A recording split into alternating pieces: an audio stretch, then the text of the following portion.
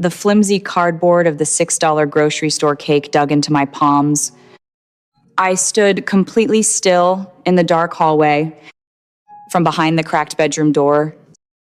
My sister Sienna let out a high, mocking laugh. "Are you kidding?" She bragged to whatever friend was on the other end of the line. She has no idea. I grab the mail every single day before she gets home from her shifts. $80,000 in credit cards and personal loans, all under her name. My influencer trip is completely covered.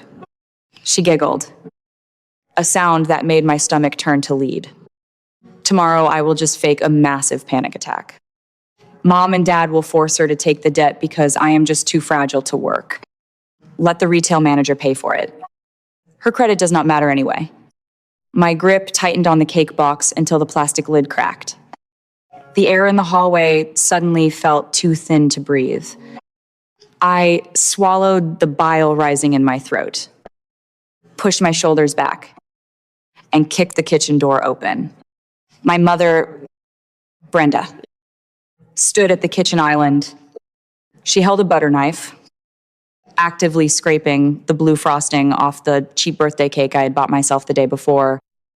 She was throwing the frosting into the sink to clear the plastic tray, making room for a lavish, expensive charcuterie board meant for Sienna.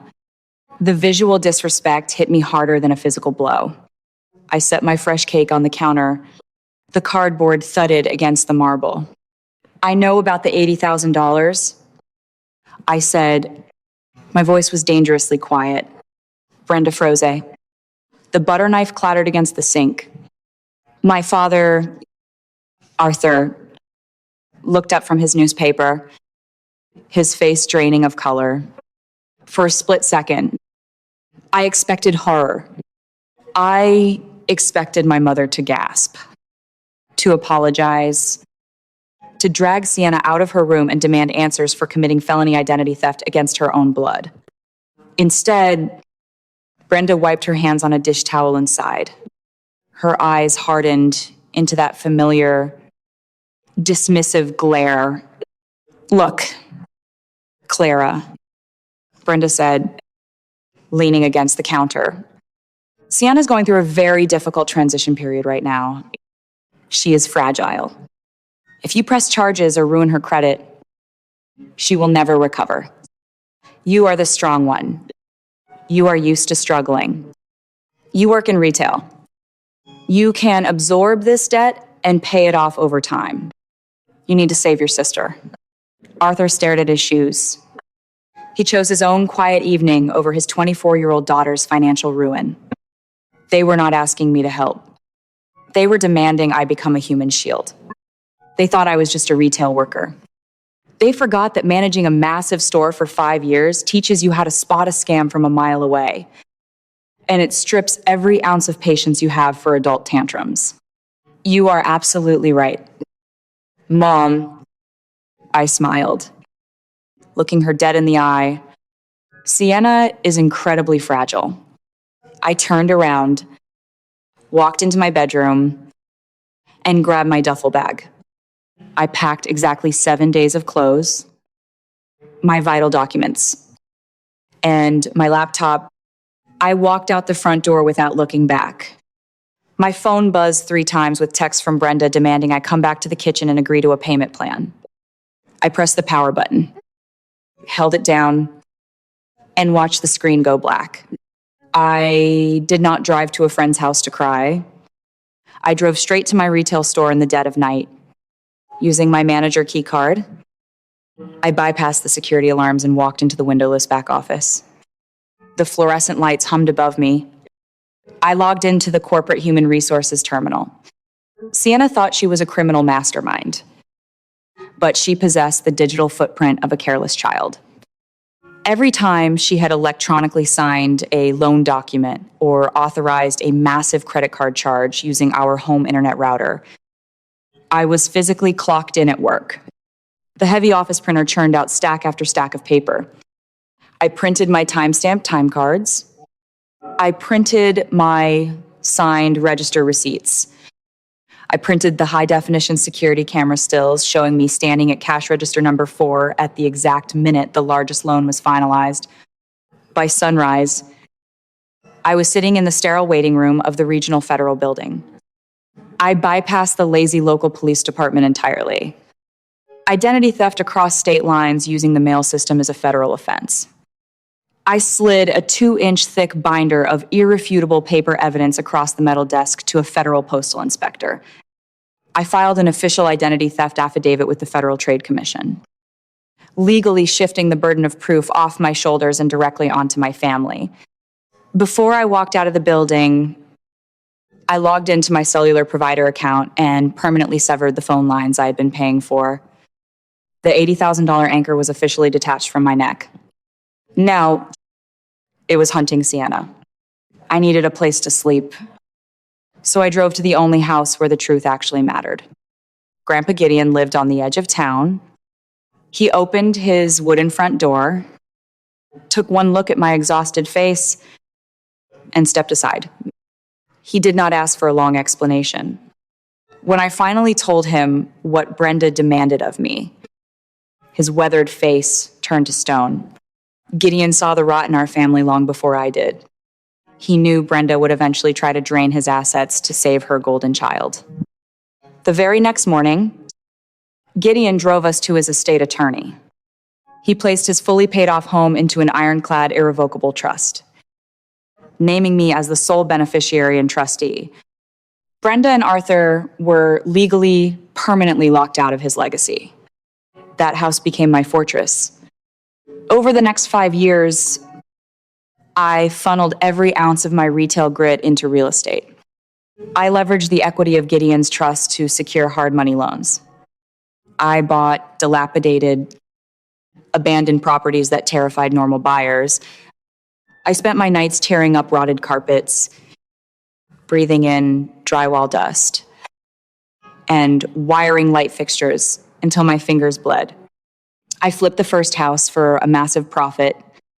Then I bought a duplex, then a commercial strip. By my 29th birthday, I held a real estate portfolio worth $2.5 million. Meanwhile, my biological family was drowning. Without my income to buffer them, the reality of Sienna's fraud crashed down on their heads. The federal investigation stripped them of their savings. Arthur left desperate, weeping voicemails on my business line, begging for loans to cover Sienna's criminal defense attorneys. I listened to his voice crack, then pressed delete. I built my empire in absolute, terrifying silence. Grandpa Gideon passed away peacefully in my arms during the 4th year. He left this world knowing his legacy was safe. To honor the man who saved my life, I purchased a massive, abandoned warehouse in the center of town and spent a year transforming it into a state-of-the-art community center. I named it the Gideon Center. The grand opening was a triumph. The main hall glittered with lights. Local business owners, city council members, and community leaders filled the room. Waiters carried trays of champagne. I stood near the entrance, shaking hands and smiling. Then the heavy glass doors swung open, and the ghosts of my past walked in.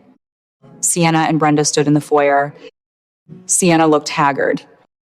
The designer clothes were gone, replaced by a cheap, wrinkled dress. Her creditors had finally pierced her corporate veil. They were threatening to garnish her minimum wage paychecks and repossess her car. She was cornered, desperate, and dangerous. Sienna locked eyes with me across the room. Her gaze shifted to the short, marble staircase leading to the VIP lounge. A sickening smirk crept across her face. She did not walk toward me. She walked toward the stairs, checked to make sure a dozen guests were looking in her direction, and then deliberately threw her entire body backward. She tumbled down 4 marble steps and hit the floor with a loud crack. Instantly, she began screaming. It was a blood-curdling, theatrical shriek. My leg, she wailed, clutching her knee as the crowd gasped and backed away. The floor was wet. There was no sign. This building is completely unsafe. I am suing. I am calling my lawyer right now and suing this entire place. Brenda rushed to her side, pointing a shaking finger at me. You neglected this property. Clara, you owe us for this.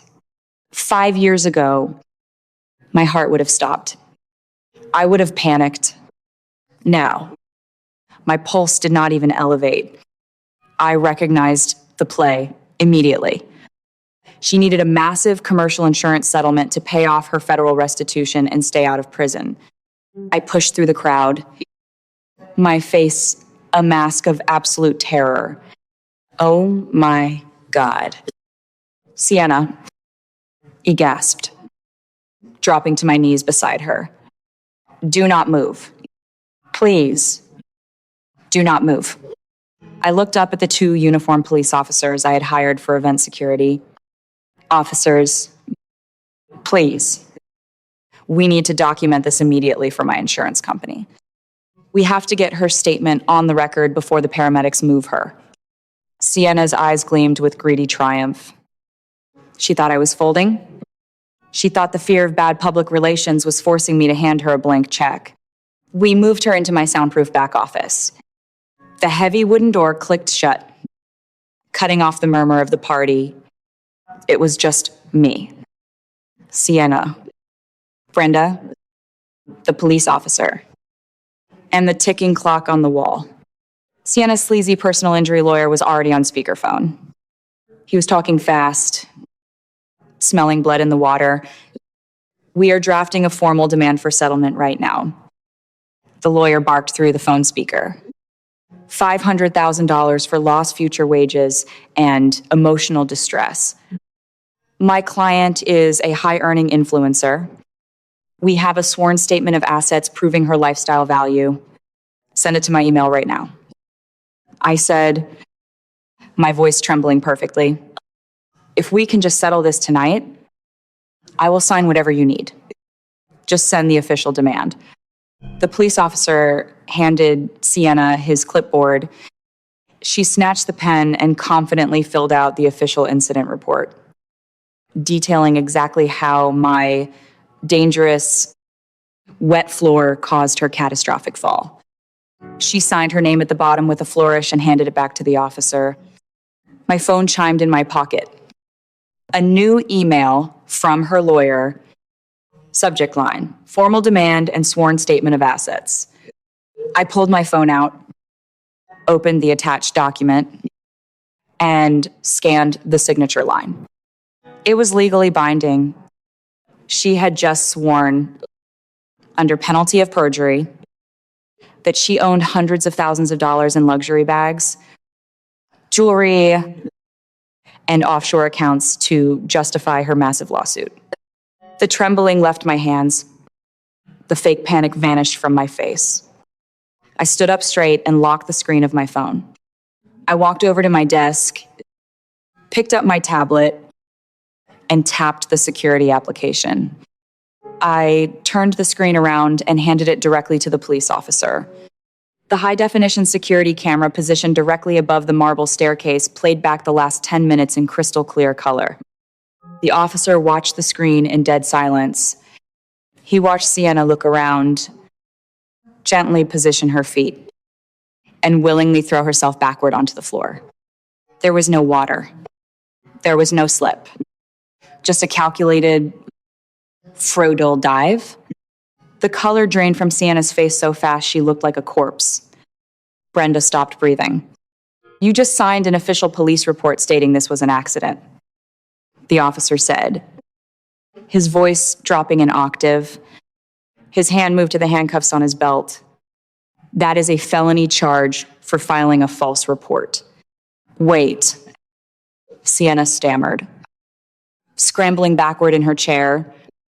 Wait. No. I was confused. I was disoriented. I leaned across the desk, bracing my hands on the polished wood. You are going to need those paramedics now. Sienna, I whispered, because you just handed me the rope. And I am pulling the lever. I tapped the screen of my phone, forwarding her lawyer's email directly to the federal prosecutor handling her original identity theft case, and CC'd the IRS fraud division. By demanding a $500,000 settlement and submitting a sworn list of your luxury assets to inflate your value, you just legally confessed to possessing the stolen funds. I said calmly, you just proved to the federal government that you are hiding undeclared income. Brenda lunged forward, grabbing my arm. Clara, please, she screamed, tears streaming down her face. She is your sister. She will not survive federal prison. You have all this money now. Just let it go. I looked down at my mother's hand clutching my sleeve. I reached over, peeled her fingers off my jacket one by one, and stepped back. I told you 5 years ago. Mom, I said, Sienna is fragile. The officer pulled Sienna out of the chair, snapping the cold steel handcuffs around her wrists. Her wails echoed off the soundproof walls, but they meant absolutely nothing to me. They marched her out the back door, straight into the flashing lights of the squad car. Brenda chased after them, wailing into the night sky, completely stripped of her golden child and her dignity.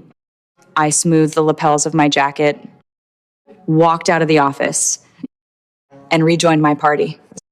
The aftermath was swift, brutal, and entirely legal. The judge did not offer leniency. Sienna was sentenced to 6 years in a federal penitentiary for tax evasion, wire fraud, and perjury. The local newspapers published her mugshot. The church group Brenda used to brag to completely ostracized her. Crushed under the weight of the legal fees and the public shame, Brenda declared bankruptcy and moved into a cramped studio apartment on the wrong side of the county. Arthur finally found the spine he had been missing for 3 decades. He filed for divorce, packed his bags, and moved to another state. He occasionally sends me polite, regretful holiday cards. I read them, acknowledge his growth, and throw them in the recycling bin. We will never have a relationship, but at least he is free from Brenda's poison. A few months into her sentence, a thick envelope arrived at my office. It bore the return address of the federal correctional facility. It was a 6-page handwritten letter from Sienna. She wrote about family bonds. She wrote about forgiveness. She tried to guilt trip me, claiming she only stole because the pressure to be perfect was too high. She ended the letter begging me to put money in her commissary account. I did not rip the letter up in a fit of rage. I did not cry over the sister. I never really had. I simply dropped the envelope directly into the paper shredder, listened to the satisfying hum of the blades, and went back to reviewing the blueprints for my next commercial acquisition. My life now is filled with the kind of peace that money cannot buy, but boundaries can protect. I surround myself with friends who celebrate my victories without resentment. I mentor young women who grew up in toxic households, teaching them how to read contracts, how to negotiate leases, and how to stop apologizing for taking up space in the world. I built a family out of respect, rather than the lottery of blood. If you are watching this, and my story sounds painfully familiar, I need you to listen to me very carefully. When you grow up in a family that operates like a cult, the most dangerous thing you can do is realize you hold the keys to your own chains. Toxic families rely on the scapegoat to carry the weight of their dysfunction. They need you to be broken so they can feel whole. I learned 3 brutal truths on my way out of that house. Rule number 1, silence is a boundary, not a weakness. Narcissists and abusers feed on your screams. They want you to argue, They want you to cry. Because your emotional reaction is proof that they still control you. By refusing to engage, by walking away without a shouting match, you starve them of their power. The moment you stop explaining yourself to people committed to misunderstanding you, you win. Rule number 2, protect your name with paper, not promises. Blood loyalty will not pay your rent. And it absolutely will not keep you out of bankruptcy court. When someone steals from you, even if they share your last name, you must act with cold, bureaucratic precision. An FTC affidavit carries infinitely more weight than a mother's guilt trip. Be meticulous. Keep the receipts. Rule number 3, indifference is the ultimate revenge. Anger tethers you to your abusers. It means they still occupy space in your mind. True victory is not standing over them watching them fail. True victory is being so profoundly busy building your own magnificent, beautiful life that their absolute destruction is just background noise. Look around at the people sitting at your table. Look at the people who claim to love you. Are they building you up? Or are they just keeping you around to carry their bags? If it is the latter, what are you waiting for? Drop the weight. Walk out the door and start building your own empire. Tell me in the comments below, what was the exact moment you finally decided to stop shrinking to fit someone else's toxic world? I know exactly what you are screaming at the screen right now. You are sitting there thinking, how could she live in that house for 24 years? Why did she not pack her bags the very first time her mother treated her like a second-class citizen? It is easy to judge from the outside, but Clara was not stupid, and she was not weak. She was trapped in something psychologists call the slot machine effect, which is formerly known as intermittent reinforcement. When you grow up in a highly toxic family system like Brenda cultivated, you do not get abused 100% of the time. Every once in a while, the machine pays out. You get a rare crumb of approval, a decent family dinner, a fleeting moment where you feel seen. You keep pulling the lever, hoping for the jackpot of unconditional love. While you slowly go bankrupt emotionally, Clara delayed her escape because she was addicted to the crumbs of hope. But the moment the illusion shattered, Clara gave us an absolute masterclass in financial and legal self-defense. Let us break down exactly why her retaliation worked so perfectly. First, we have the audit strategy. When Clara discovered the $80,000 fraud, she did not stand in the kitchen screaming and crying. Toxic people thrive in chaos and shouting matches because it distracts from the facts. Clara bypassed the emotion and went straight for the receipts. By driving to her store and pulling her physical, time-stamped retail logs to prove she was actively ringing up customers while the loans were signed, she neutralized the manipulation. She brought hard data to a feelings fight. Scammers absolutely hate a paper trail. Second, we have the paper trail trap. Fast forward to the grand opening. Sienna fakes a brutal fall and demands a $500,000 settlement. Clara could have just pointed at the ceiling and played the security video right then and there. But she waited. She played the terrified victim just long enough for Sienna's lawyer to email a legally binding, sworn statement of luxury assets. In the real world, this is how you permanently neutralize a financial predator. You let their greed make them careless. You let them put their lies in writing. A verbal threat at a party is just drama, but a signed email demand for money to hide stolen funds is federal perjury. Clara essentially let Sienna buy her own ticket to prison. Here is the final verdict. Your family of origin is a starting line, not a life sentence. Blood might explain your history, but it does not dictate your future, your safety, or your net worth.